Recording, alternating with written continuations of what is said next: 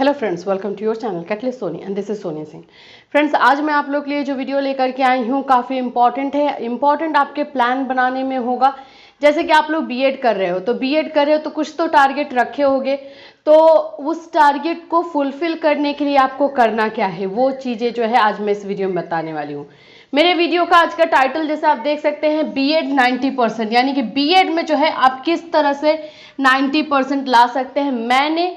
मेरा खुद का भी पर्सनल एक्सपीरियंस मेरा जो है 90% आया, 90% प्लस है। तो 90% प्लस जो है आप कैसे बीएड में ला सकते हैं, तो आज मैं अपने पर्सनल एक्सपीरियंस के थ्रू जिस तरह से मैंने तैयारी की थी या फिर जो जो चीज़ें मैं फॉलो कर चुकी हूँ वो सारी चीज़ें मैं आपके साथ शेयर करूँगी, जो कि आपके लिए भी बेनिफिट होगा। सो फ्रेंड्स, आज का वीडियो में स्टार्ट करूँ उससे पहले अगर आप हमारे चैनल पर नए हैं तो चैनल को सब्सक्राइब कर लीजिए, बेल आइकन को हिट कर दीजिए। बीएड फर्स्ट ईयर के क्लास 4 बजे इवनिंग में हमारे चैनल पर कंडक्ट करवाया जाता है। साथ ही साथ हम आपको पेड क्लास भी प्रोवाइड करते हैं।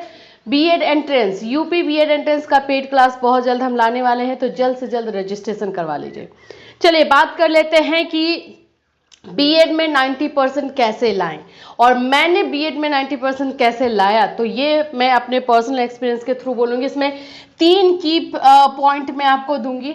सबसे पहला जो मेरा फोकस रहता था कि मेरे पास जो है प्लानिंग हो, किस प्लानिंग के तहत मुझे पढ़ना है। एकदम मैं अपने प्लानिंग के तहत ही पढ़ती थी कि मुझे जो है 3 टाइम्स मैं उसको जो है स्टडी को अपने डेली रूटीन को डिवाइड की हुई थी, क्योंकि मैं फुल्ली डेडिकेटेड बीएड के लिए ही थी। तो मैंने 3 टाइम्स जो है डिवाइड किया था। फर्स्ट मेरा लर्निंग का जो है पीरियड रहता था, जो कि मैं मॉर्निंग में रखती थी। प्रिफर मैं मॉर्निंग में करती थी लर्निंग करना, चाहे 1 ही घंटा के लिए हो, चाहे आधे घंटे के लिए हो, डेली लेकिन करना है। चाहे जितना भी, किसी ने ऐसा होता था कि मेरे पास ज़्यादा टाइम नहीं रहता था तो मैं 20 मिनट के लिए लर्निंग करती थी, लेकिन करती जरूर थी। दूसरा मेरा जो पॉइंट रहता था वो रहता था आप लोग का राइटिंग। जो मैं टाइम मेरा जो दोपहर में मिलता था, आफ्टरनून में 3 से 4 के बीच में या 2 से 3 के बीच में, तो उस समय जो है मैं राइटिंग का काम करती थी। मेरा देखिए राइटिंग का काम जो है वो होता था आफ्टरनून में। और तीसरा जो टाइम जो नाइट का होता है, जिसमें हमें सबसे ज़्यादा टाइम मिलता है पढ़ने को, उस समय जो है मैं नोट्स बनाना और अपने नोट्स को और किस तरह से एनहेंस करना, कैसे और अच्छे से अच्छा मैं अपना नोट्स बना सकती हूँ, कौन सा डायग्राम उसमें डाल सकती हूँ, ये क्रिएटिव जो काम होते थे नोट्स के साथ वो मैं रात में करती थी। तो इस तरह से मेरा प्लानिंग रहता था। पहला प्लानिंग, और प्लानिंग में ये 3 चीज़ें मैं फॉलो करती थी अपने डेली टाइम के, डेली रूटीन के अनुसार। अब ये लर्निंग का मॉर्निंग में जल्दी कभी कभी ऐसा होता था कि टाइम नहीं मिलता था, तो कभी कभी मैं ऐसे 1 घंटे का टाइमिंग मेरा था, लेकिन मैं कभी 20 मिनट्स, 30 मिनट्स, 35 मिनट्स ऐसे ही दे पाती थी।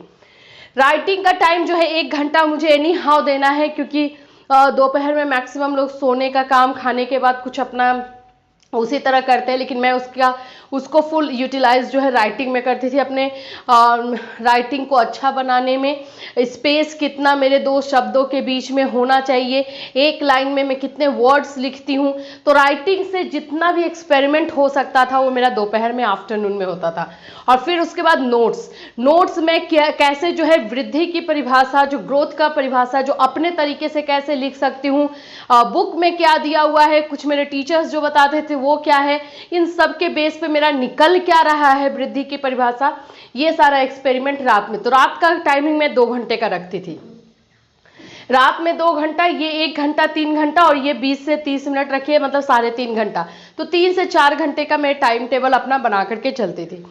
दूसरा जो मेरा मोस्ट इम्पॉर्टेंट होता था, जो प्लानिंग के बाद मैं करती थी, टाइम मैनेजमेंट।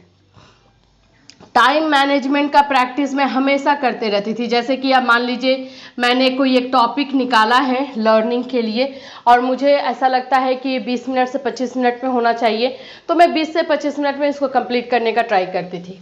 राइटिंग के लिए मैंने कोई टॉपिक निकाला, उसको मेरे अकॉर्डिंग मेरा स्पीड ऐसा होना चाहिए कि मैं उसको 10 मिनट में, 15 मिनट में करूँ, तो मैं उसको उसी टाइम में करती थी।